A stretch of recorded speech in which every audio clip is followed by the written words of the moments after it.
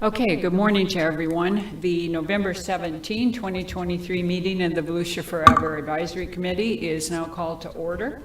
Would like to welcome everyone that is here in chambers with us and ask you to please, if you would, silence your cell phones so that we can concentrate on the person who is speaking. And for those of you who are listening online, welcome to you as well. We are ready for the roll call, please. Wanda Van Dam. Jessica Gow. Steve Crump. Here. John Gamble. Here. Derek LaMontagne. Here. John Macaluso. Here. Suzanne Schreiber. Here. David Sosa. Here. We have a quorum. Okay, very good. First up is public participation. If there is anyone here that would like to speak today, if you could please fill out one of the forms in the back of the room and get it over to the ladies on our far left here. We will call you up to speak. If you would prefer to speak when the property that you are interested in is being discussed, when we call your name, just let us know that you would prefer to wait and we will call you then. Right now, we have just one request to speak, and that is from Miss Nancy Weary. Either. Hi, I'm Nancy Weary. I've been before the committee several times now. I've been working on a project in Lake Helen. Just wanted to come today to let you know we haven't gone away. We're still here, and we are still working on it, and we should be back before you complete project ready in January, at your January 12th meeting. And we will see you then. Thank you. Anyone else that would like to speak now? Okay. Then we move on to the approval of the September 8 minutes. And just a reminder that this approval is to compare the minutes to what actually took place in the meeting. If there are things that you feel should have been discussed that weren't, or if you have questions, please save those for the committee comments at the end. So looking at the minutes as they reflect the meeting, did anyone have any corrections or changes? I have one change to the minutes. Page 8, I was listed as making the motion, and I did not. I believe Mr. Crump made that motion, if I remember correctly. Yes, Yes, I believe I did. Okay, thank you. Anyone else? Okay, I had just one brief thing on that same page, right under revised meeting structure. I was wondering if we could perhaps explain the new procedure just a little better so that it doesn't sound like we are doing the eligibility and the ranking of the same properties in the same meeting. If we could perhaps put the eligibility of the new properties and the ranking of previously approved properties taking place on the same meeting, just as a clarification. That was the only thing I had. Did staff have anything? No? No, ma'am. Okay, very good. Move to accept the minutes We need as a- amended. Second. Okay, I have a motion by Mr. Gamble and a second by Ms. Scow for approval of the minutes as amended. All in favor? Aye. Any opposed? Very good. Okay, now we move on to item 4, and that is staff comments. Good morning, Tim Telfer, Land Acquisition Manager. Start staff comments. This is a pretty good segue right here. Actually, if we can go back to that previous screen. This is our revised meeting structure, as we just referenced in the minutes, and just for an explanation as to why we need to have this split structure here, we're required by resolution to provide notice to the property owner regarding the VFAC, the Advisory Committee's determination of eligibility. So after you make a determination, we have to notify the property owner before you can begin that ranking process. So that's why we have to have that gap in time between these meetings. We are underway now in this revised meeting structure, although everything you review today is going to be on the eligibility side. We don't have any rankings for today. When we hit January, anything that you determine is eligible today will then be ranked and sorted, as well as any new applications will be presented for eligibility at that time.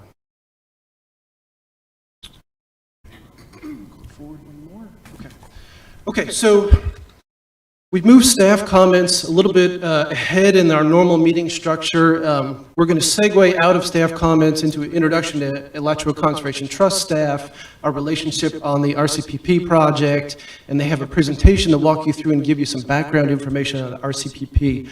But I'm going to take a couple of minutes here and just provide some updates to the committee. Normally I do these at the back end of the meeting, but I'm going to fit them in a little bit earlier right now.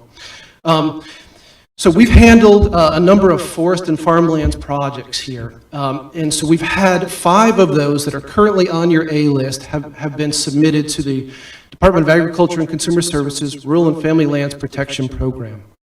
Now there's 6 total applications that were from Volusia County. So 5 are from your A list. And then we have the 6th, which is one of those items that you're going to be considering today. The Double Eagle project was also submitted directly to DACS for the Rural and Family Lands funding. On the 8th of November, Nick and I went to Kissimmee and we basically represented the Volusia Forever program to the DACS review committee. Much like yourselves, they've established a review committee to handle all the applications that are coming through. They've got to sort them and prioritize their limited dollars towards which applications they're going to spend money on. So we went over there and encouraged them to, take a close look at the projects that have moved through the Volusia Forever program already. Let them know that we are set up and established as both a potential funding partner, as well as we have a great deal of experience in administering easements, and that includes after closing. You're still handling these easements in perpetuity, which requires inspections, and sometimes you have to deal with violations, etc. Another project update for you. If you recall the Sternstein project, this was a 70-acre parcel in the Oak Hill area, and it was a 3-way partnership between Oak Hill, Volusia County, and the St. Johns River Water Management District.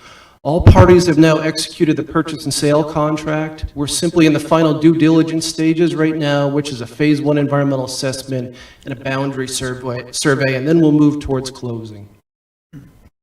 We're also underway on the Stewart properties, and this is one where I want to emphasize that we work in close concert with other funding organizations. So here it is the Florida Forever program. Florida Forever staff, actually, let me just kind of reorient you. There were basically 3 ownership configurations out there. There was a 2,000-acre piece in the Port Arthur area called the Stuart Howarth parcel, and then we had 2 others around it, which were the Central Florida Investments and the Stewart Family Properties. So that large 2,000-acre piece is one that the state of Florida, Florida Forever program is currently in negotiations with the landowners on. We understand that they've actually reached a verbal agreement on price. We are now in the process of essentially catching up with them. We are underway on appraisals on those surrounding parcels here, and the concept is we are all going to aim towards the same closing date and try to close all those properties at the same time. Nick and I will also be traveling to Tallahassee on December 6th. If you remember the Lake Harney property that you handled recently, that was 5,500 acres on Lake Harney, southern Volusia County. We've submitted that to the Florida Forever program with the consent of the landowner. They understand the timelines involved. But it's been submitted to the Florida Forever program, and Nick and I will do the first presentation in front of their Acquisition and Restoration Council on December 6th. And the final update I have for you regards the county council. On October 17th, the council moved both that Lake Harney property that I referenced before, as well as the Lake George Inn holdings onto the A list. So we are now underway working on both those projects. We are in the early stages on Lake George Inn holdings and getting a little bit of title work before we start any appraisal there to understand what we may be dealing with on those Inn holdings parcels. So any questions on those matters before we transition?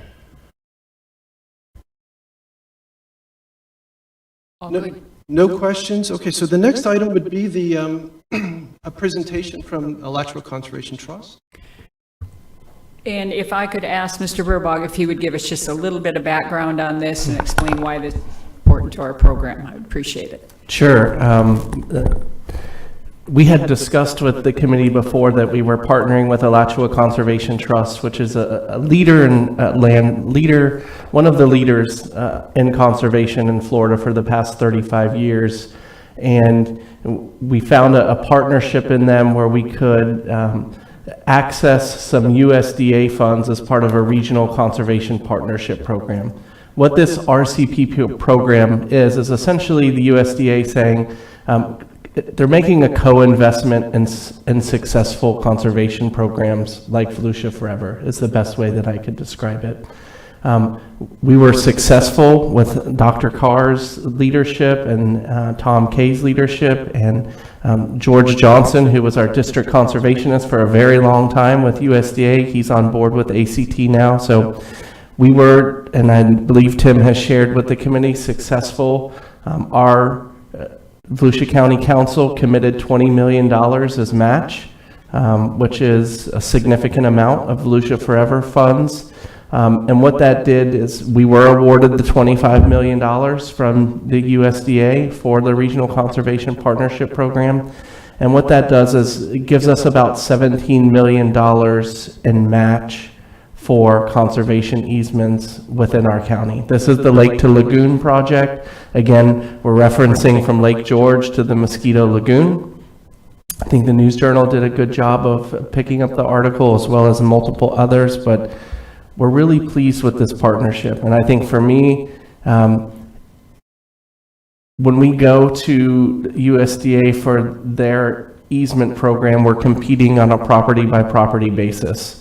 And we thought we had a really good property that didn't rank last time.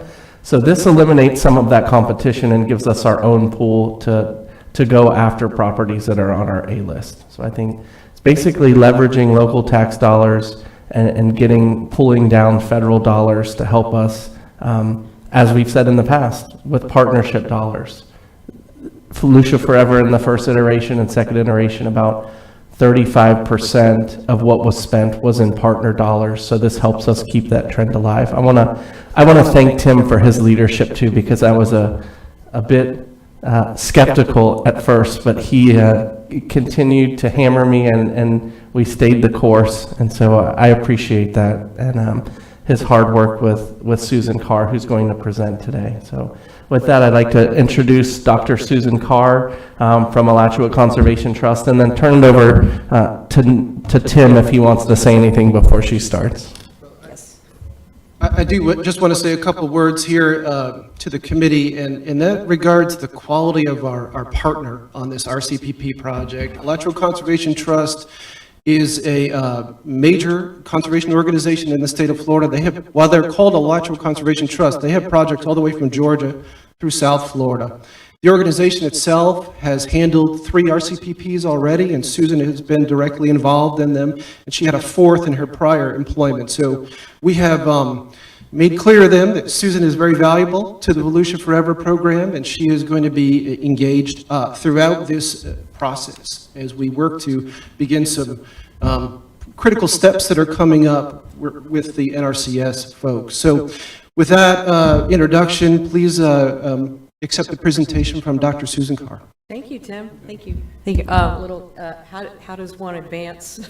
Just hit that button there. Sorry, I need a little tutorial.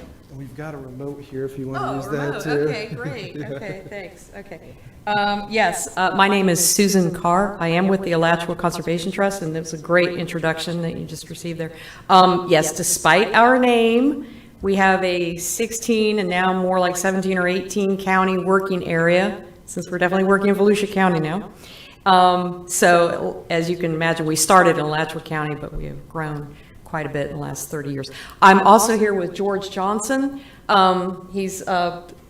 This is a brilliant move we did. He's retired from NRCS. He was your district conservationist for a couple decades or a long time. And then he retired, and now he works for us. So, and that's a huge asset. So, yes, okay. Well, Brad already really kind of touched on this, but I just want to kind of fill in a little bit what he was saying. The Regional Conservation Partnership Program, RCPP, probably going to say that about 10,000 times, is a partnership program. It's not a grant. So I know the headlines all say, $25 million grant, so forth, and that's great, but it's not a grant. It's a partnership program. So it does a lot of things. It really sets up little funding pools for various things that I'll kind of go through briefly. It also brings money to run a program. So it's like starting a whole program. It brings funding to supplement that program. And in this case, definitely brings funding to supplement Volusia Forever. And that is the heart of our program here, our proposal, and now actuation of this. So the RCPP itself is a Farm Bill program. So it's part of the Farm Bill through the NRCS, Natural Resources Conservation Service. They're the people who implement the Farm Bill. And it is centered at the heart of it on NRCS identified resource concerns. And I've listed some here. There's quite a number of them, but ours are typically around, wildlife habitat, source water protection, and now weather resiliency. That's a big thing. And I also want to point out before I get too far into this, the $25 million award that we received came from the Inflation Reduction Act. So that's the source of our funding. Actually, it's through a Farm Bill program, but the source is the Inflation Reduction Act, which is itself a climate bill. So it does have a climate focus. Okay. Well, kind of going back in history a little bit, these are the existing RCPPs, at least the geography of the existing RCPPs. So you see it's something that's really catching hold, especially in North and Central Florida. The O2O, I guess you've heard about the O2O, part of the wildlife corridor, has 2 of them, actually. Lead partner there is North Florida Land Trust, NFLT. ACT has the 2 to the west. Is there a thing here? Oh, okay. Yeah, that's okay. You can circle it on, I think this isn't annotated, you can circle it on your screen. Oh, okay, that's okay. I can just, we are currently implementing the Surface to Springs and the Forest to Gulf RCPPs. You can see where those are. The Forest to Gulf is about a year old. Surface to Springs, I think, is about 2 years into a 5-year duration. And then there's one over the Tall Timbers Land Conservancy is the lead partner of the Red Hills area over near Tallahassee. Okay, so you see how this is, so to kind of reiterate, the RCPP does allow these partners, a lead partner, and then usually a whole slew of contributing partners, and Volusia County is the major contributing partner, to deliver conservation programs in a specific region for a specific purpose. Okay. All right, so fast forward to just a couple weeks ago, and 2 more were awarded. And so, of course, Lake to Lagoon, our favorite one here. I just want to point out there's another one just to the north, again through North Florida Land Trust as the lead partner, called the Corridor to Coast. You notice there's a certain convention here, how we name all these things. One day we're going to have to break convention and just name it something else. But anyhow, so that's the kind of configuration of how they look today. Okay. Well, zooming in on the geography for Lake to Lagoon, as Brad mentioned, the lake is Lake George to Mosquito Lagoon. I think Brad came up with this name a while back to describe this region. And it includes all of Volusia County, parts of western Lake County, and a little bit of southern Flagler County. And the green is existing conservation lands and easements. So anytime you have any questions, just let me know. Okay. Well, there are many goals to this, but as Brad, I think our main goal here is more funding and resources for conservation easements, okay, to supplement Volusia Forever and other partners, state agency partners who are also part of this. So Florida Forever, Florida DEP is one, and the St. John's River Water Management District.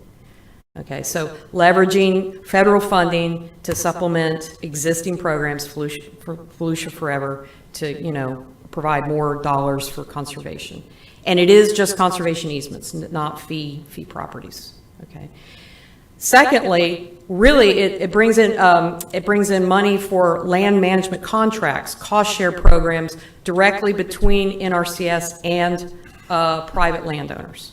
So I don't know if you guys have heard of EQIP, the Environmental Qualities Incentive Program.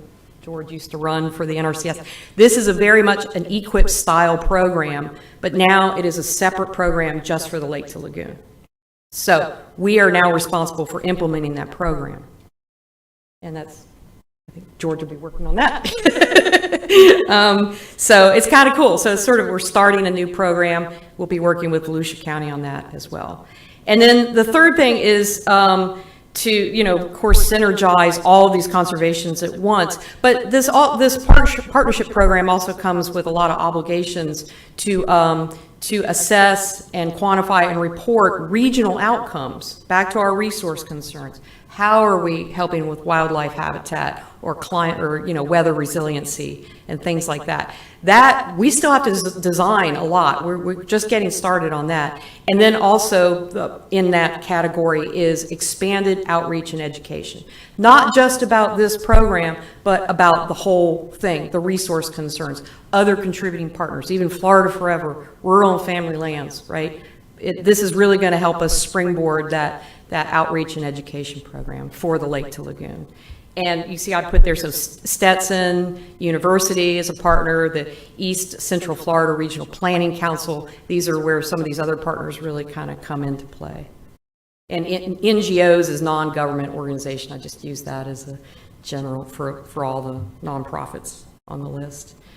Okay, so this is very a schematic of how these partnership programs are sort of designed. I've really kind of discussed this, but in general, it seems like it works well if you have a lead partner that is a land trust or an NGO or something like that, and then you have your other NGOs that bring in. I've tried to vary. You can bring in funding, cash, or technical assistance using their jargon, so tools, expertise, in-kind contributions. So in general, not surprisingly, the NGOs bring a lot of the technical know-how and the legwork and that sort of thing. NRCS delivers mostly cash, of course, big bucket there, and then the state programs and local governments such as Volusia County, mixture of both. That's, in my experience, seems to be how it works. Okay, so specific to the Lake to Lagoon, this is the structure of our partnership design or what we now need to implement. Remember, we just got the award a couple weeks ago, or notice of the award, but we have quite a lot of work to be done. So this is just a sneak preview and a lot of paperwork. There is a lot of paperwork coming up, and agreements to be made and so forth. So, but at the heart of it is ACT and USDA enter into a giant agreement for 5 years. It's called the Programmatic Partnership Agreement. It's 5 year. It's like a giant MOU that's kind of an umbrella, and under that are a lot of contracts and agreements that govern the funding and flow and stuff like that. So ACT is the lead partner. Volusia Forever is the primary contributing partner, by far coming in with the most contribution in the form of the $20 million commitment for spending. And then you can see all the others. I think they're all in there, about 12 of them. So state, even another federal agency, U.S. Fish and Wildlife Service, FWC, Water Management District, and then Stetson University. Well, I've already mentioned some of these. And then at the end, sort of some nonprofit NGOs and advocacy groups. And that's collectively, see that big 25 million in the green at the top? What we did a lot this last summer is to gather up contributions from all of these partners in the form of cash commitments, in-kind commitments, all sorts of things, get all that obligated, quantified, and it sums up to about 25 million. So when the proposal went to NRCS, it was basically a one-to-one match. And I think that was a very powerful thing in this proposal. I think this is why it was a winning proposal, because, and thank you, because the big contributor was Volusia County, of course. Okay. All right, so what comes out, this is what we have to do. Brad mentioned sort of the separate buckets of funding. This is more or less how it shakes out, although we have about 4 to 6 months of negotiation with NRCS ahead of us. But at least at the start, I mean, we literally sort of negotiate how all this is apportioned now. But to start, this is a starting point. So about 21 million will go toward conservation easements. And that's the bucket that will supplement existing programs through Volusia Forever, called entity programs in their lingo. And that money will supplement conservation easements in the Lake to Lagoon. Does that make sense? So that's your, and I could go on and on about how that happens, but just big picture. About $1 million so far that we've appropriated for land management. That will go to contracts with individual landowners in the Lake to Lagoon to institute land management practices to benefit wildlife habitat or weather resiliency or flood mitigation, all kinds of things. And those contracts will be between the NRCS and the landowner directly. But we're a great big facilitator, so we facilitate that. So that's what that 1 million is.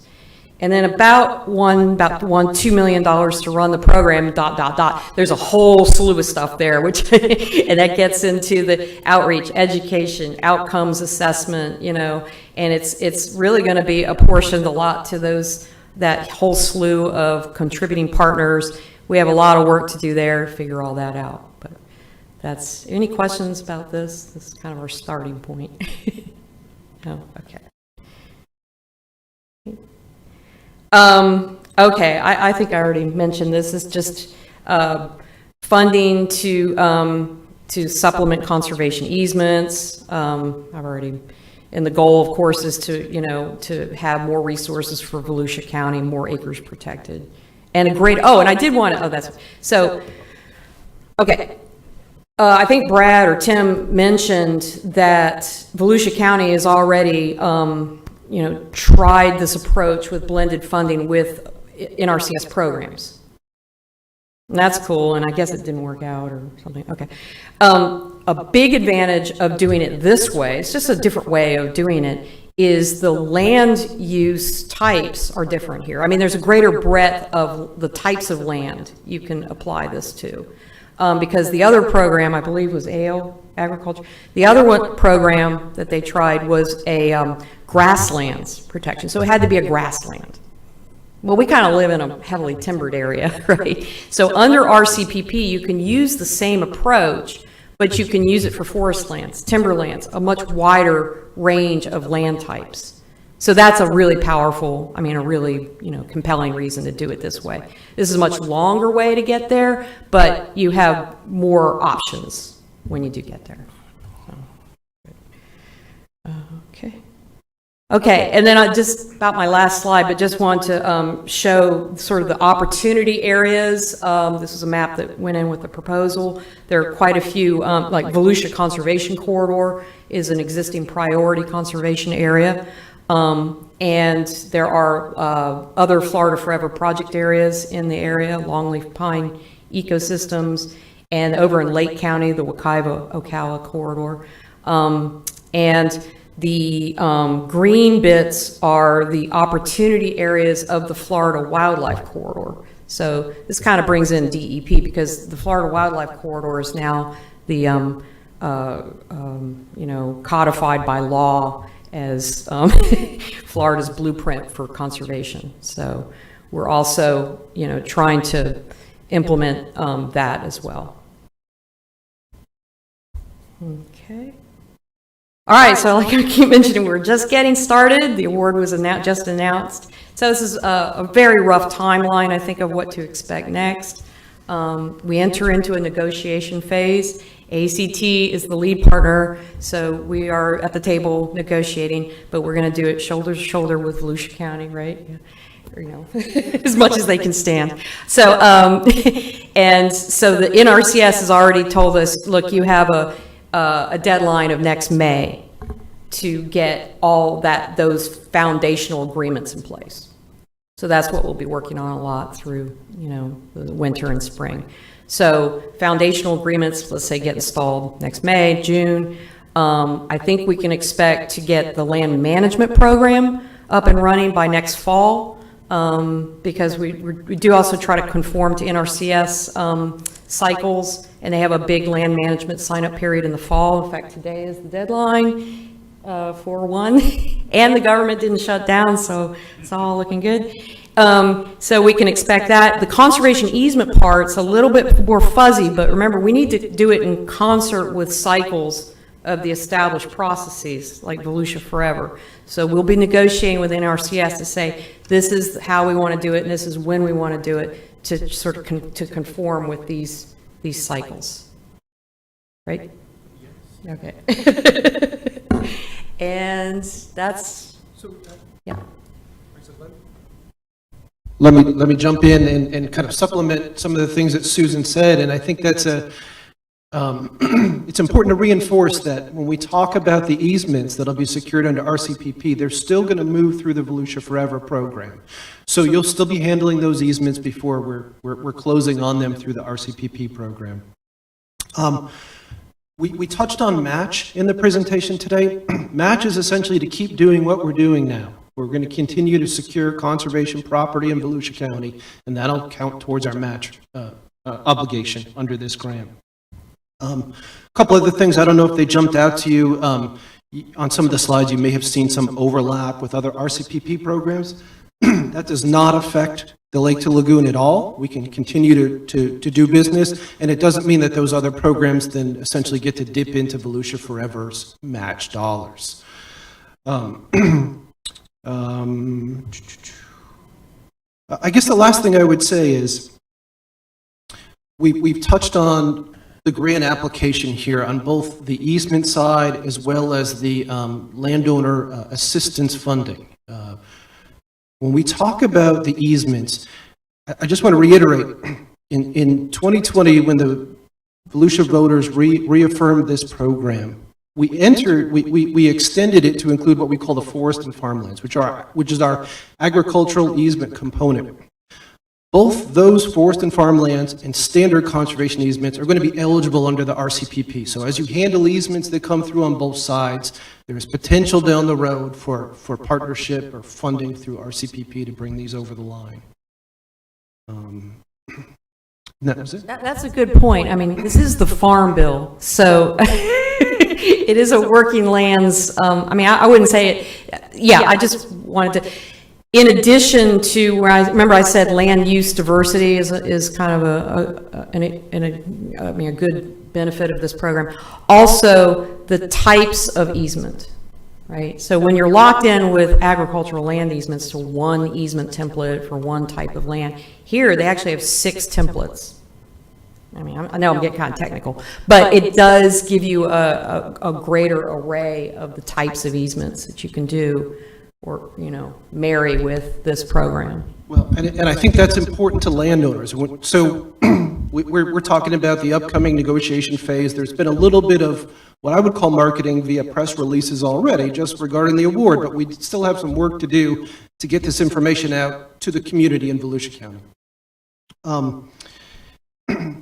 I think one of the key things here is that when we talk to some of these agricultural landowners, because there's a spectrum of different easement types, it gives us the opportunity to talk about the desired outcome of the landowner here. So we can find an easement that fits their vision for their property long term. So I think that's a real plus under a federal program that, to be honest, a lot of times the federal programs are very rigid and bureaucratic, but we do have some flexibility here on what we can offer these landowners here. And we'll get into more detail in the future. We do have an extensive outreach that we're conceptualizing right now to try to make sure that the community is aware of this opportunity. And we hope, we're going to arm you all with enough information that you can then recommend that some folks that you may interact with apply to Volusia Forever. And we'll work with ACT and the RCPP program to see if we can fulfill their vision. I have a question, is this the appropriate time? I have a question.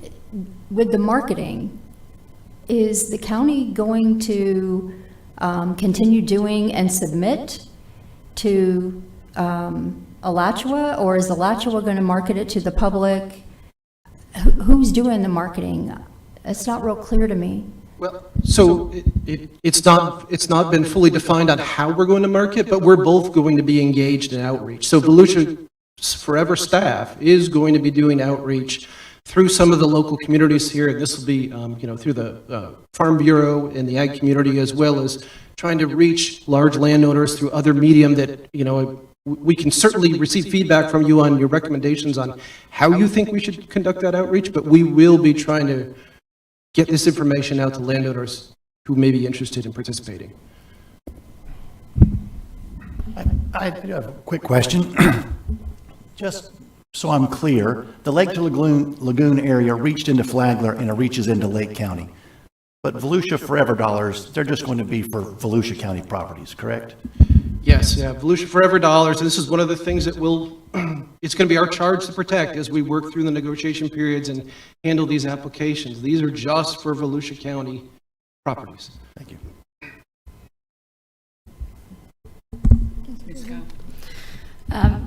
Fantastic program, really excited. I had 2 quick questions. One was on the site selection process. If you stick around, you'll see how we do it. Okay.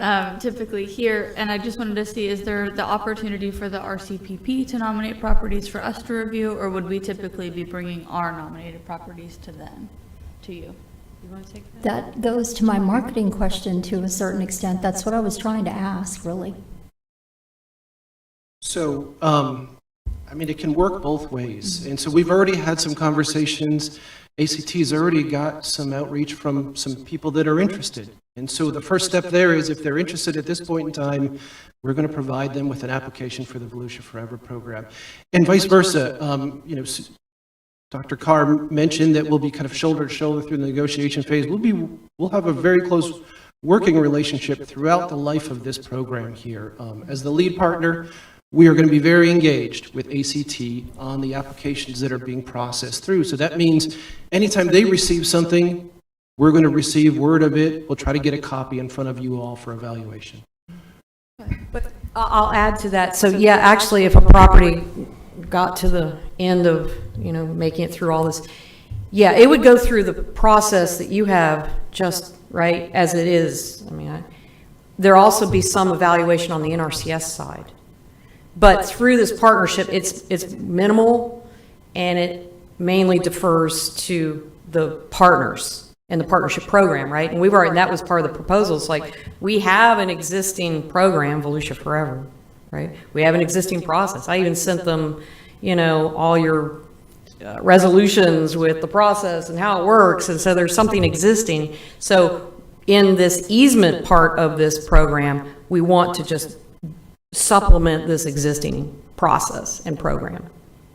So that said, there still is some, you know, it is the federal government. They have to do some evaluation. They have to also do some NEPA analysis and that sort of thing. But we're going to figure all that out. Yes. And then, quick second question that's really curiosity and not so much to program administration. For the land management activities that NRCS does, is there a specific size that they look at that they'll take on, or what is the scope of what they'll help? It's no limit, right? There's no limit to either too small or too large. NRCS has to take along to the wood.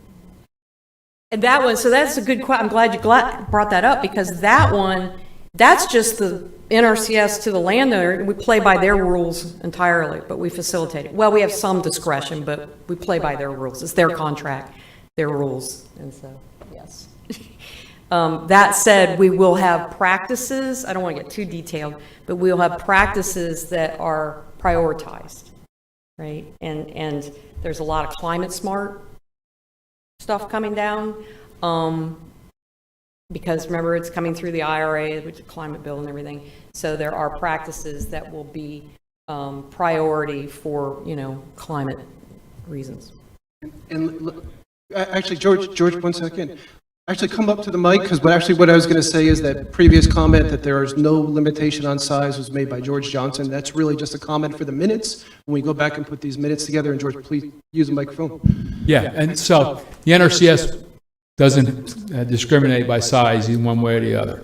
And the other thing with the land management that RCPP is using is we have a limited number of practices that we're going to be funding. So the regular EQIP that NRCS offers for, you know, for intensive agricultural properties is the way to go for those kind of projects. And the ones that are going to be more specific to RCPP are the ones that we offer. Anyone else? So I have two more questions. You brought up NEPA, so is that going to be turned over to local then? Oh, no, that's something the NRCS does.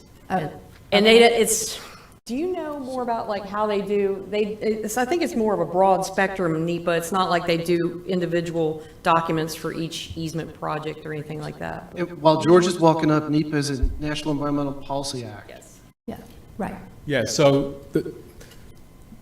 they can't spend federal dollars if they're going to be breaking any of these environmental laws. So so NRCS will evaluate wetlands, they'll evaluate cultural resources, they'll evaluate endangered species, all this kind of thing. They have a form called, it's an environmental evaluation form called the CPA 52, which we all hated. We all had to do for every project, but that's what will happen. So it's not going to be like it may or may not be an extensive environmental assessment. They have a streamlined process for farm bill programs. That may be what they'll be using.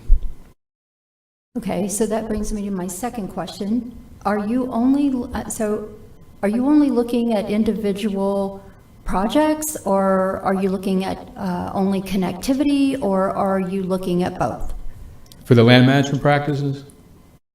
For Selection, like ranking, or? For no. the easements? Oh, for easements, that's. Both. Yeah. We'll look at both. Yeah. I mean, honestly, see, this is part of the development of the program. We have to develop the selection criteria. Could you go to the mic, please? Oh, I'm sorry. We still do need to develop the selection priorities, the evaluation criteria.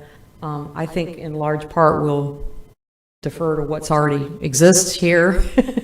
So, but yeah. And then for the land management, yes, we've got to develop a selection criteria. We'll have a ranking process that coincides with NRCS's ranking that they usually do for land management. So it'll be similar but specific to our goals and wishes. And I'll just make one, that's a good question, because actually under a partnership program, the partners get input on how the ranking criteria are developed, right? So it's another kind of little powerful part of the program. Ordinarily, like if you're a land management, if you're trying to get a land management cost share contract from the government, you're in there with regular EQIP, the regular program. NRCS develops those selection criteria. Here, we get a say in that, so that's good. Okay, anyone else? No. I had just one question. Given that this is ultimately coming from the Farm Bill program, is this something that is going to be an annual opportunity for additional funding? Yeah, that's a good question. This is a 5-year agreement. That said, there is a renewal process and program. I haven't gone through that yet. That would happen after you obligate the funds, or most of the funds. And by obligate, I mean not close all of the easements, but obligate them to the point that they are under some kind of contract with the producer, the landowner. So what I'm saying is, if we obligate most of the funding, we can go back for a renewal. We could. Can you do that at any time, or only when it's up for, when the Farm Bill itself is up for renewal? Oh, I see what you're saying. That is an NRCS sort of designated cycle. In fact, what I've heard is if you make good progress on your RCPP, they come to you and say, do you want to apply for a renewal? That is, the Farm Bill is usually a 5 to 6 year kind of omnibus bill, right? But I don't know if that's an annual thing. I think it's more just if you hit the mark kind of thing. I don't think it's on an annual cycle, but I'm not really sure. That said, I forgot one very good. The Inflation Reduction Act appropriated $5 billion just for this program over top what was already in the Farm Bill. So there's just a lot of money in this program right now. So you can see that and that money is supposed to be parsed out in the next 3 years. So the total funding pool for RCPP is really ramping up. So let's say 2 year, we just really cook with gas and everything and obligate everything in 2 or 3 years. We'd be in good shape, I think, even from an availability standpoint for renewal. Okay, very good. Yeah. Thank you. Right? Or do y'all have, I mean, it's, Any other questions? anything can happen in Congress, right? But Yeah. Questions from anyone? Okay, excellent, excellent. Thank you. A lot of information and a great opportunity. I'm excited about this one, a great opportunity for the county. Okay, that brings us to eligibility review. We have 6 properties, and just a reminder that we are here simply to determine yes or no whether the property is eligible. We are not looking to go into any type of ranking at this point. It's just eligible or not eligible. And I'm sorry, Ms. Gow, did you have a question or a comment? Just had a question. Maybe we talked about it last time and I forget. Did we get rid of our little charts that we follow and fill in? I think at the last meeting that we were using the charts as to how we were voting, we decided that if we were using the charts, we were going to put just approve or not approve, so that there wasn't the confusion that came up if a motion was made in the negative, because that was what was causing the issues. If someone said, I make a motion that this not be approved, the confusion was coming up. So I did not see the charts in our packets. We'll make sure that on the roll call that we're specific and that they can hear us, so that if anyone asks, which I understand has happened in the past, if anyone asks how people voted, then we've got it. Okay, very good. Okay, so we've covered the task in front of you all. We are at the eligibility stage right now. This is simply a reflection of the resolution questions that you are considering as you evaluate these properties. And with that, I'm going to turn the first one over to Nick Dunham. Thank you, Tim. Nick Dunham, Interim Resource Stewardship Director. We have had 6 properties that we're bringing before you today in the eligibility review. The first property that is up is the Double Eagle property. The Double Eagle property is a forest and farmlands easement application, approximately 990 acres in the southeast part of Volusia County. I received a staff score of 14. It is directly adjacent to the Farmington Green Key and Colbin Carmen Mitigation Bank. And it is also adjacent to the most recent Volusia Forever A-list property, the Lake Harney parcel. And with that, I'll turn it over to the committee for any questions. Ms. Cow? I just have one quick question on the parcel lineup, and I asked this to tee it up for another later one. But I see we have 5 parcel IDs, so everything shown in the boundary is included. There's no exclusions from this. There is one small exclusion. That is the circular piece on the south end of the property. That is being retained by the landowner. Okay. That is the residence that they are pulling out. Is that what that circle is? Yes. Okay. Other questions? Okay, so it's adjacent to one that's already in the program and one that's on the A list right now. Okay, very good.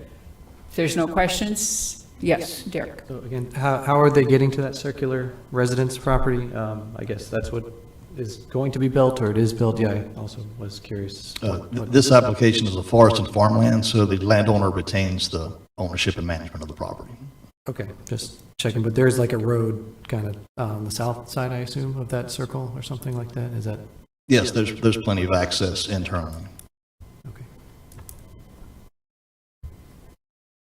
Okay, if no other questions, we're ready for a motion? I move to approve Double Eagle as eligible. Okay, Second. very good. Okay, we have a motion to approve by Mr. Crump and a second by Mr. Gamble. Any discussion? All those in favor signal by saying aye. Aye. Any opposed? Okay, very good. Property deemed eligible. All right, second property, UB property. Next property is the UB property. This is a fee simple application. Staff has scored it as a 10. 308 acres in size, and it is adjacent to Deep Creek Preserve.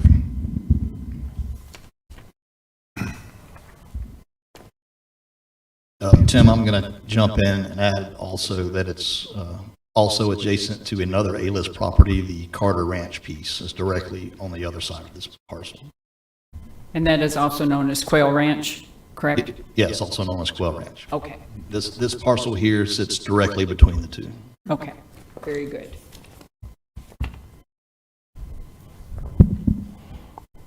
Questions from anyone? Okay, oh, go ahead, Mr. Just Lomax. curious if, have you gone out to the property for this one? Yes, we did make a site visit. So on that north side, that's kind of cleared, I guess for agriculture or other uses, would that be envisioned to maybe be replanted? Or is that kind of any possibility in the future? Yes, absolutely. So the two approaches we look at when we, on the land management side, are restoration, or it could possibly be a continual cattle lease as well, if there's already cattle out there and we deem it appropriate for the site. Okay, thank you. 2 quick questions. Ms. Khan? The round pond, if it was cattle, is that a cattle dipping vat or is it just a pond? It's very circular. Just wondering. It's certainly a man-made pond, Okay. likely being used for cattle for now, but that's also something we would look at on the restoration side. Perfect. And then, It's a cooling pond. It's not a not a vat. dipping vat, It's not okay. concrete bottom. No. good. Environmental issues. So the other thing, and this doesn't relate to the site, just overall, I know that we should know, but when we have the initial review reports, is there a way to put on that chart somewhere the required number for each? So fee simple requires this many out of 15, easement this many out of 15, just so we have it. Yes, on the project reports for the next phase, Yeah. yes, we can do that. Thank you. Along that line, what is the minimum requirement for a score for a fee simple purchase? Just remind me again. The minimum requirement for a fee simple purchase is 10 of 21. 10 of 21, so. Other questions? Okay, ready for a motion on the UB property? I make the motion. I make the motion to approve. To approve, okay. A second? Second. Okay, we have a motion by Mr. Macaluso for acceptance with a second by Mr. Sosa. All those in favor, signal by saying aye. Aye. Aye. Any opposed? Okay. Property is approved, accepted. All right, next is TTT Ranch. Yes, Triple T Ranch, a fee simple application of 533 acres, received a staff score of 12. It is not in any acquisition target area, but it is directly adjacent to the Wiregrass Prairie Preserve that we already own and manage.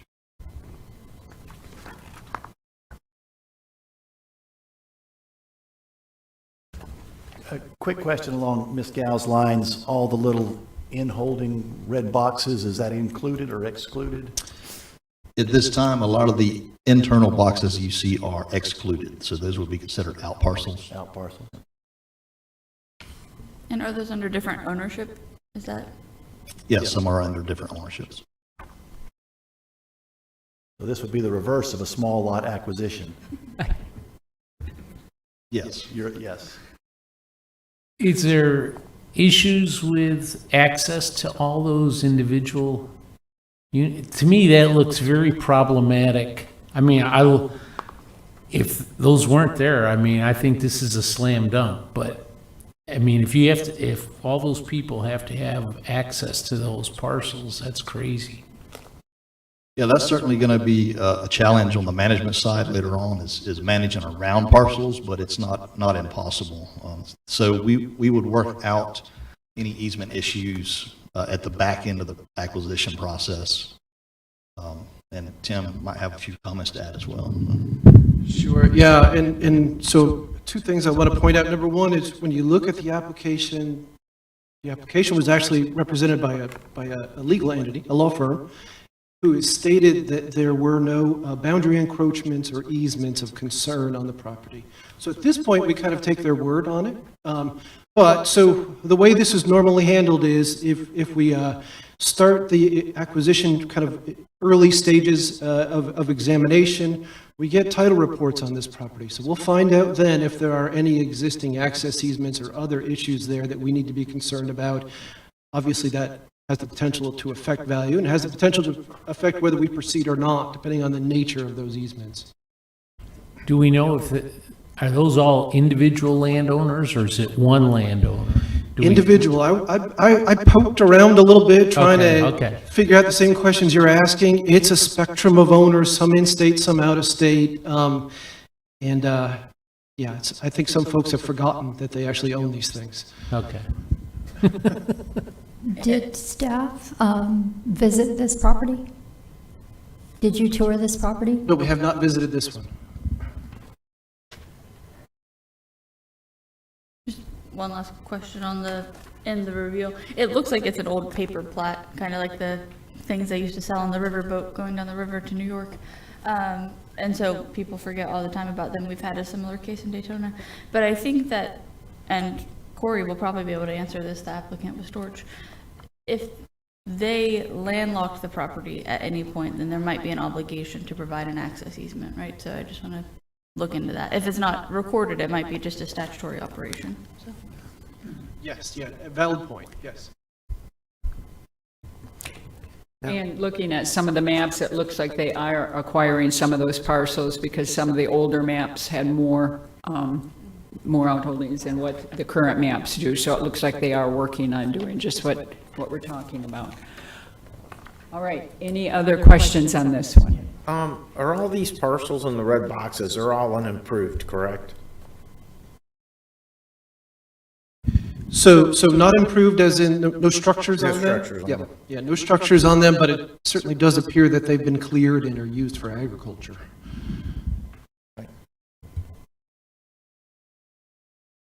Okay, Mr. Lamontage. Sure. I would just like to see, if, just for a second, just to share with everyone who's not maybe seeing what's in our packet. I always appreciate when there's pictures and stuff of not just the maps. So could we pull up a couple of those just for anyone who's maybe viewing on at home, just for the record, kind of. And also, I had some questions about what I'm looking at, some of the animals that they have. And They're on, it's page 88, 89, and 90, I guess. I was just curious.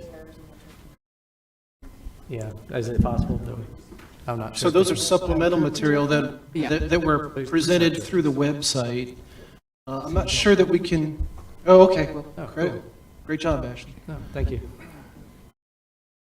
Yeah, so again, it looks like there's cranes and wild turkeys, right? And a deer all at the same spot at the same time. That's like really cool. I don't know if they're being fed or something out there, but, and then, yeah, is that a feeding structure? I'm not sure what that is. Okay, very cool.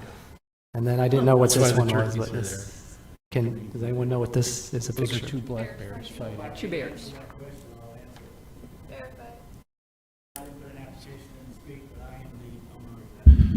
Sir, if you'd like, you can come up to the microphone. If you would, before you leave, just fill out so that they have name and address, please. So my name is Lou Toll. I don't reside in Volusia County. That's just an excess property for our family to recreate. But that particular picture is 2 boar bears fighting at a feeding station. It was taken at night from one of the cameras there. The previous picture, yes, they're all from feed stations. Thank you. Yeah, I'm not sure if in the future we will keep feed stations, I guess. I'm okay with that either way, but I just was curious if that's our policy. But yeah, I really appreciate the pictures, so thank you for sharing them. You're welcome. And I'm also, it was fee simple, or conservation easement. We're okay with that as well. Those out parcels that are within there, there's no physical access, never has been. So those, I've never had anybody come and try to attain access. This was done back in the late 60s, and so it might be 3 generational now. So I have contacted all the landowners. I have bought 42 of them since I acquired it back in 2003. So there is no physical access. There is legal access, but no physical access to those out parcels. Okay. Okay? Thank you. Thank you very much. Okay, any other questions? All right, then, ready for a motion? I move to make this property eligible. Okay, we have a motion by Mr. Gamble and a second by Ms. Scow for acceptance of this property. All in favor, signal by saying aye. Aye. Any opposed? Okay, unanimous. That brings us to number 4, McMillian property. Okay, next application is the McMillan property. This is for a conservation easement. Staff has scored it at an 8. Eligible is 7 of 21. The acreage is 212 acres, and this is adjacent to a number of conservation easements, including the SJC Tropical Holdings Conservation Easement that was acquired through the previous Volusia Forever program. Okay, questions for staff on this one? Mr. Sosa? Yeah, did you say you scored it at an 8? Yes. You scored it at an 8? Because if I'm looking at the right one, I've got a 14 on my paper. Scored at 14. Page 138. Okay, well, I apologize. My mistake, 14, I'm sorry. It is a 14, Yep. okay. Ms. Scott?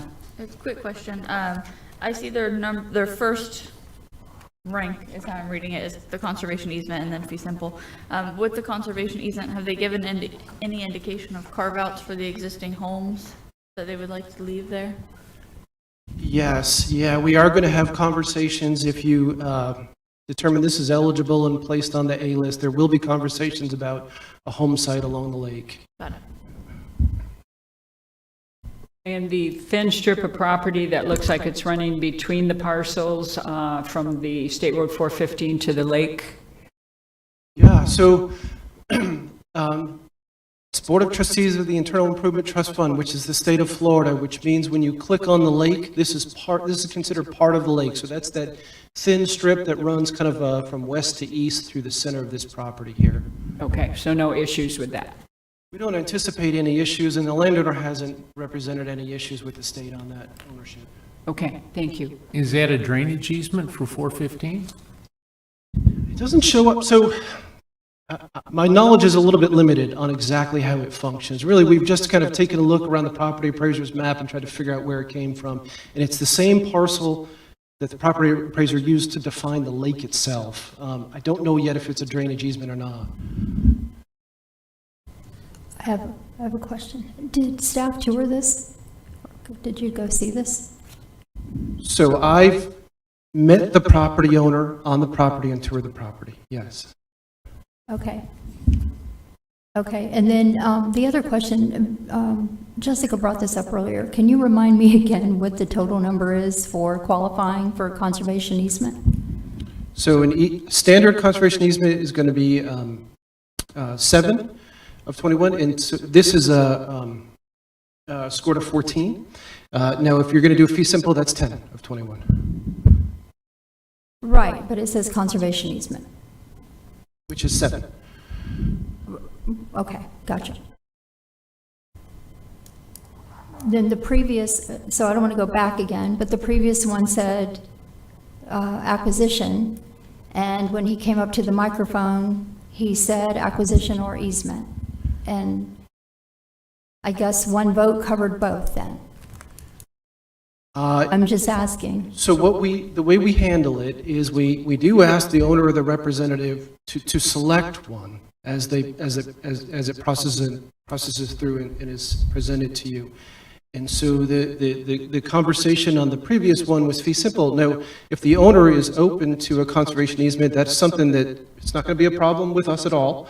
We can simply kind of bring that back in front of the committee and look for your affirmation on that course of action. Okay, so the reason I brought this up is the discussion that I had with you and Brad earlier this year concerning what happened in the past, where we voted on acquisition, but then later it came back as an easement. And for transparency purposes, I would just like to clarify what we're voting on. So the project referenced is the Volusia Groves and Cattle Project in the city of DeLand. That was a partnership with the city of DeLand where we turned over fee simple ownership to the city, but we retained a conservation easement to protect the ecological attributes of the property for the Volusia Forever program. Just on that note, and I think I just wanted to say, well, I think it was still fee simple acquisition. Our partners can still take it. But in my mind, and maybe this is something the board, when we do our master planning or whatever it is we talk about, if you qualify for the higher one, I think you qualify for the lower one. And it's into negotiation and with, the trust of staff and council being the ultimate decider on what you go for. So in my mind, if you qualify for fee simple, if it ends up being an easement, you've already checked the boxes. So I agree with you, but in an effort for full transparency, we're certainly going to come back and make these determinations by the landowner known to the committee. Yeah. That would be the logical standing, but in the case of the DeLand, there was a lot of controversy. And I'm just pointing that out. I'm trying to avoid that.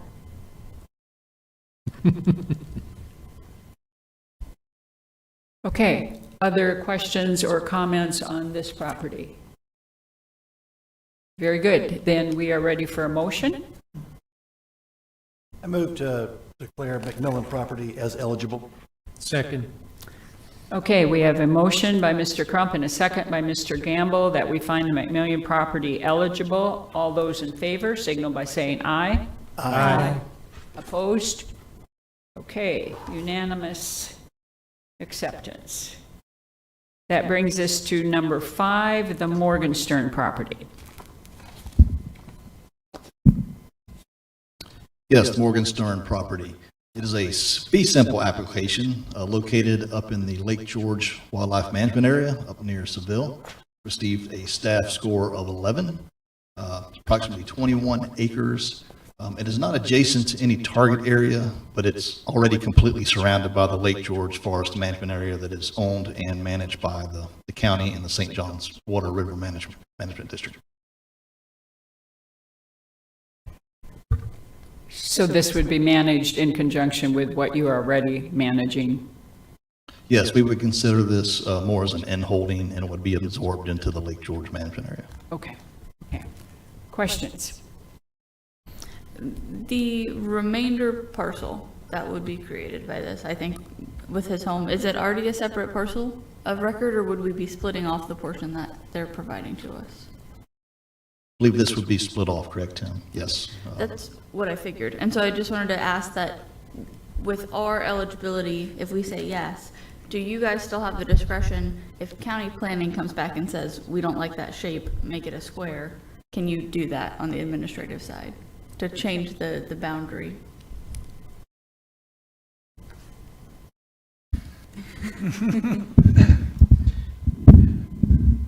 So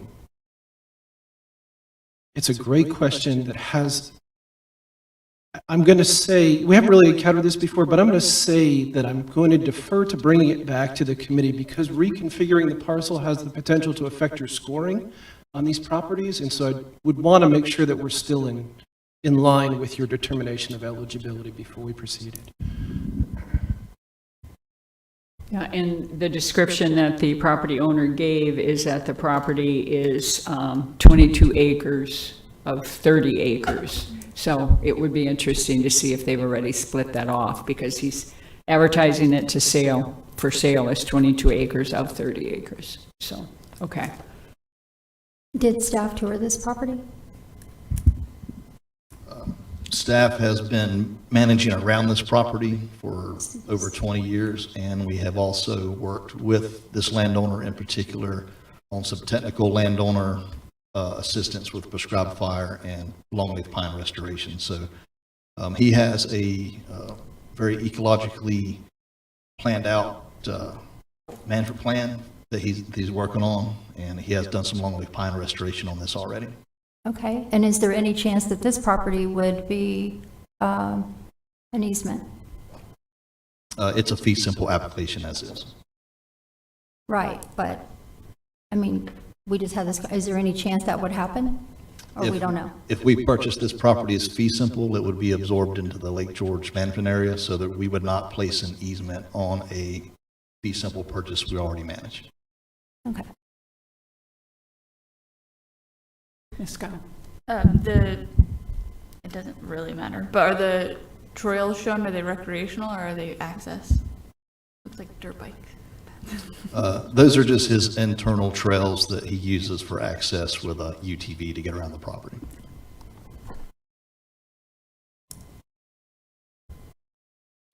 Other questions on the Morgenstern property? Okay, then we're ready for a motion. One sec. Did you just say, what did you say, UTVs? Yeah, like a small ATV to get around the property. They're not large enough for a full-size vehicle to drive around in internal. Right, so only on his own property, because that one trail runs over to the other property. That is a service road on the Lake George management area. So the boundary of this property is a fire line for the Lake George management area that we currently use. We keep fire lines on most of our boundaries to burn against. So you can see the fire line just below the red. Yes, looking at the map on the southern boundary line. Right. That is a service fire line. Okay, okay. Other questions? Okay, we're ready for a motion on the Morgenstern property. Move to make it eligible. Second? Okay, we have a motion by Mr. Gamble and a second by Ms. Gow to find the Morgenstern property eligible. All those in favor signal by saying aye. Aye. Any opposed? Okay. Motion carries unanimously for acceptance. Brings us to the last one, the New Touch properties. New Touch is a fee simple application. Staff has scored it out of 10. It's roughly 24 acres in size. and it's adjacent to Lake George State Forest, and that is Lake George that you see there, that water body.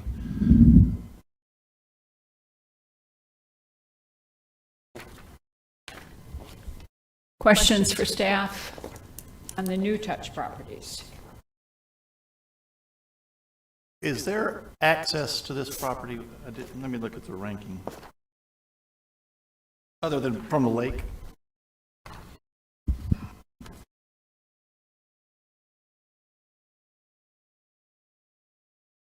No. There doesn't appear to be any internal road frontage from the aerial photographs, but you may be able to get to it from the south, looking at that. The public access for this piece would be from the Lake George State Forest, which directly borders this on the eastern boundary. So as Jessica mentioned earlier, there may not be physical access, but there's always legal access by right. So staff didn't, I take it you did not tour this then? We have not had a site visit on this piece. They want a boat, Suzanne. Don't give them reasons to get one. Just kidding. I've got it on You have to record. tell I've me got it these on things record ahead now. of time, Brad. You had her helicopter, right? Yeah. Okay, so this entire border on here is, the eastern border is along the Lake George State Forest. So it would be not a continuation since that's state property, but who manages the state forest versus who would manage this piece? The Florida Forest Service manages the state forest. I can't speak for the organization, but we have had internal talks, and they have expressed interest in taking this piece. But again, I can't speak for the organization at this point. Okay, understand. Other questions? Okay, Mr. Lamontage. Yeah, it's not an important question too much, but is New Touch a business? I didn't know if they had some intent for that to be, it's this interesting name, so I was curious if that's just a name they chose to, because it's not like an individual, it's, It's shown as an LLC on the property appraiser's page. That's the extent of our research into that, though. okay, thanks. Other questions? I don't have a question, just a comment about this. It doesn't reach staff didn't rank it to meet the threshold, and I really don't see any reason to raise it above the threshold. Scored a 10. It meets the threshold. For fee simple, though? Fee simple's Fee 9. simple's 10. 9. Oh, 10 for fee simple. Fee simple is 10. is the threshold. Simple's 10, yeah.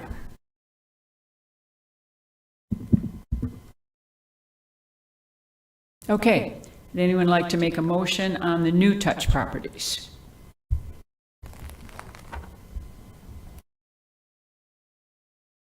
I move to make it eligible. Okay, we have a motion by Mr. Gamble and a second by Ms. Gow to find the new touch properties eligible. All those in favor signal by saying aye. Aye. Aye. Any opposed? Nay.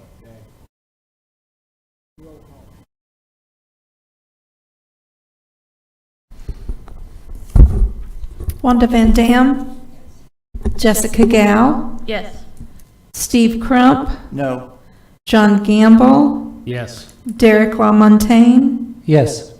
John Macaluso, Suzanne Schreiber, Yes. David Sosa.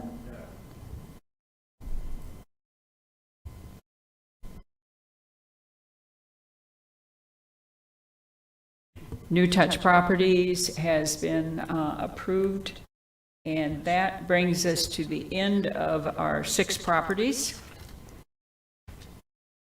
And on to the 2024 proposed committee meeting dates. So we're going to slide to this next slide, and I'm going to do it with a bit of caution, because after I created this PowerPoint, there was some discussion amongst staff about some conflicts to adjacent meetings, so there was a little bit more of an open discussion, so I may have some older dates that I'm showing on the screen here. Oh, Ashland's signaling these are accurate? Okay, so these are accurate dates. Thank you, Ashlyn. So that means she updated the PowerPoint. I appreciate that. Okay, so we now need to consider our 2024 meeting dates. We put a number of dates on the screen here for you. I know you may not have brought your calendars. We certainly love to get these on the calendar today and hope we can accomplish that, but if not, we can continue this dialogue. Okay, to start with, does anyone know whether the January 12 meeting is going to be an issue for them? Because we would have more time on the rest of them, but the January 12 meeting, does anyone know if that's going to be a problem for them? That is already on my calendar, so I don't know if we... That's what we had, yeah. Okay. Anyone know of any of the others, understanding that we're going to need to check our own personal calendars and then get back with staff? But anyone know right now that one of the others will not work? Yeah, Friday, June.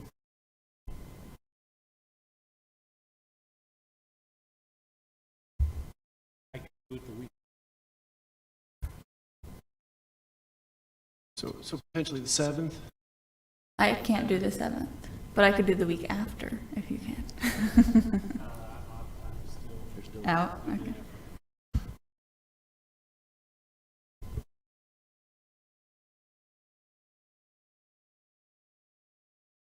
Okay, so on the 14th of June, we have Mr. Gamble who cannot attend, but the following week, the week before, Ms. Gow cannot attend. And the following week, Mr. Gamble will still not be here. So is that a date we can look to try to find a compromise on? Yep. So We have to be on. I will make an well, actually, I don't want to interrupt that conversation. I apologize. I mean, we do Fridays for Derek, so it's, I don't know what his. If there's an exception, we can do like a Monday or whatever. I mean, we can, but yeah, generally, so is our best. And I will also offer, our staff has been taking a look at the room calendar here, and May 31st is also an available date.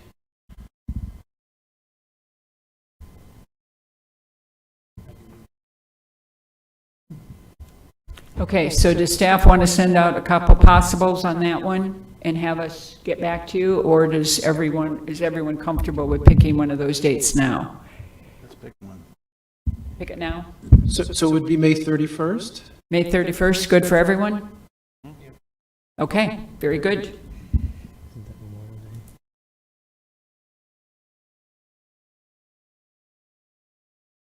Okay, so we're good with our dates into next year as far as we know now. That's not a holiday, is it? Or it's May 27th. 27th is the holiday, okay.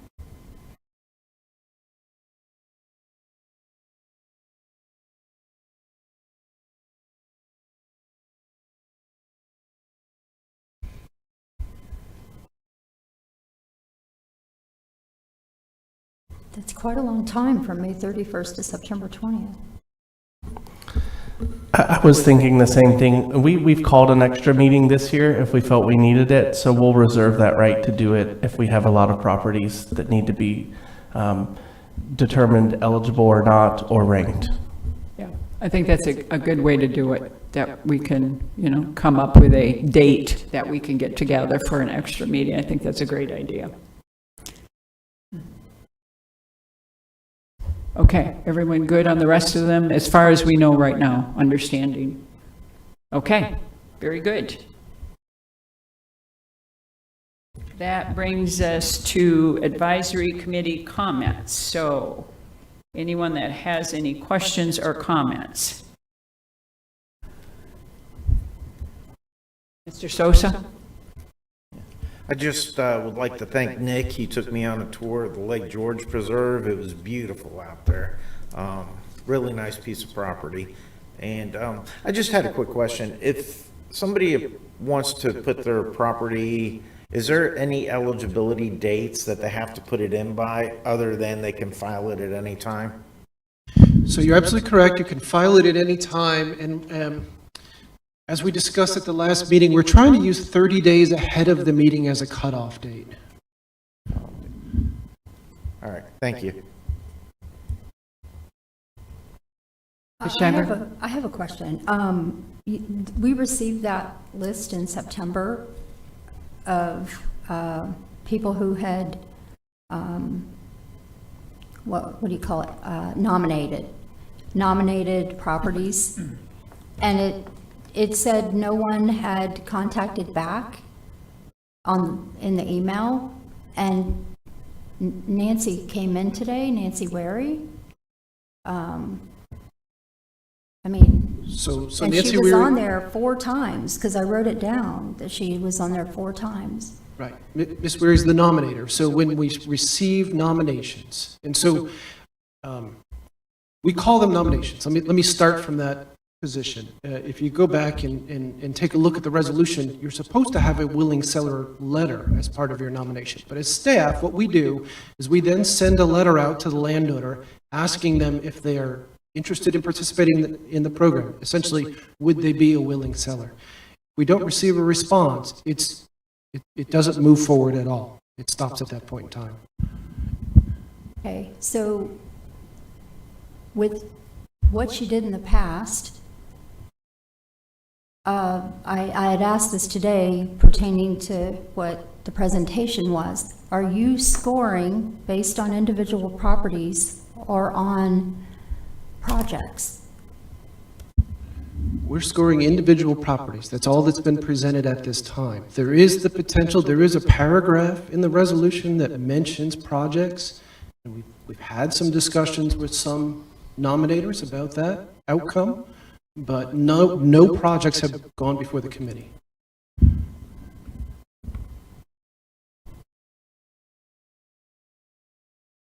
I just have one comment. Dr. Carr, Mr. Johnson, thank you so much for the presentation. I've been around congressional bill funding all my career until I retired, thank God, and mainly on the Clean Air Act, and I bless you.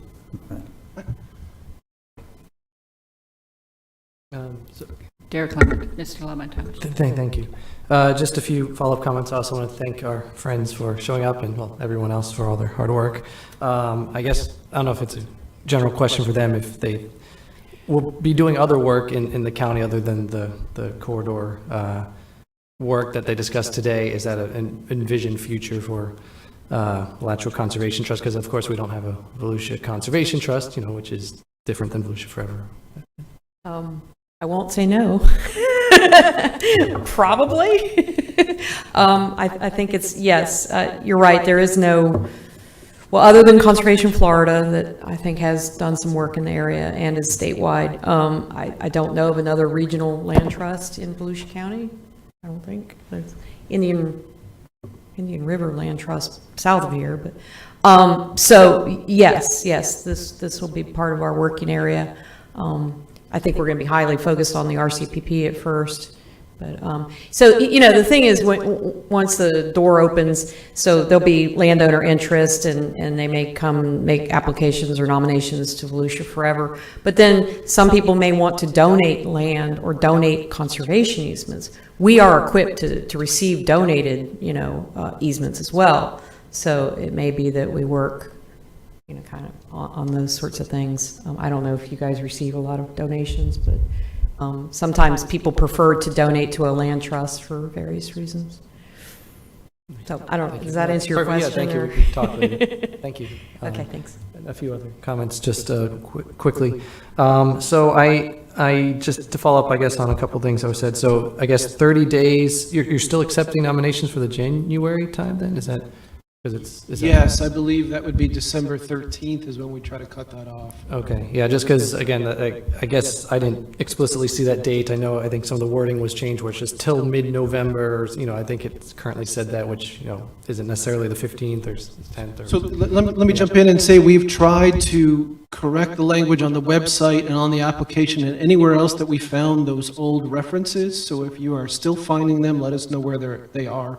And we'll make that change. Yeah, I think some of the applications that people use today in our packet, from these people, they might have been using one they pulled off from a few years ago, I guess. But yeah, it's updated now. That's great.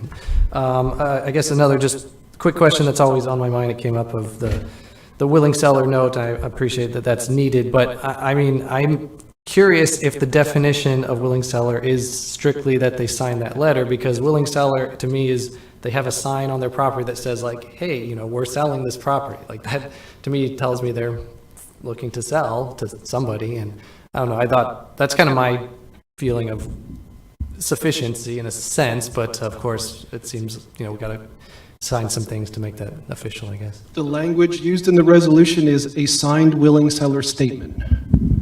Okay, got it. So, and a few, this is a request, I guess, of our, the preference, I suppose, for how we review these things. I've noticed this, and maybe we did cover this at some point, but I see the order of the properties that we look at for eligibility or not seems to be from largest to smallest. And personally, I think that, you know, is not necessary to be that way. I'd actually prefer it to go the other way or just to be alphabetical. It seems like that might, again, we go through them quick enough, it doesn't matter too much. But I mean, just out of fairness, sometimes we get exhausted near the end of a meeting. If it's like the small property, you know, I think, you know, there's been shown to be biased depending on where you are on an agenda. I'd like it to be either alphabetical or at least mixed up some other way, or, you know, farthest north property, the farthest south property. I mean, we could do it various ways, but just to always do biggest to smallest, whether it be eligibility or A to B ranking, I'd like to see that mixed up or changed, and maybe next time we can do smallest to largest, see if it's any easier or not. I don't know if there's a reason we're doing it that way. Hopefully, we can maintain our focus long enough to get through the agenda, no matter how these properties are listed. And I can understand doing them, you know, largest to smallest. I don't have a problem with it. If you want to make a motion, go ahead, and if it carries, we can make a change. If it doesn't, then you know how the rest of the committee feels. Okay. I mean, I guess just out of most fairness would probably be alphabetical. So I'll say I'd like to make a motion, just the properties to be reviewed based on whatever their letter is for their consideration of alphabeticalness. For eligibility purposes or for A to B ranking. Okay, you have a motion to list the properties alphabetically in regards to eligibility and ranking. Is there a second on that? Okay, motion fails for a lack of second. Okay, anything else, Mr. Lamontage? Oh, yeah, thank you. Just one last thing. So, yeah, I hope in the future, yeah, we're for sure continuing to look at all the properties, and yeah, in fairness, and we will. That shouldn't be a problem. You're right. It's just something I was thinking about. But in terms of what does get before us, I guess I am still a little confused if there will be carryover from ones that were like put on hold or kind of nominated, and I guess, is there a way to kind of know what to expect for the next meeting other than like a week ahead of time of like what, I guess there's not going to be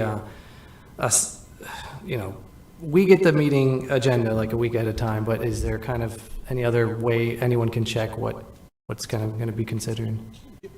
Give us a call, email, meeting. We'll be happy to sit down and talk through what the inventory is. No problem at all. Okay.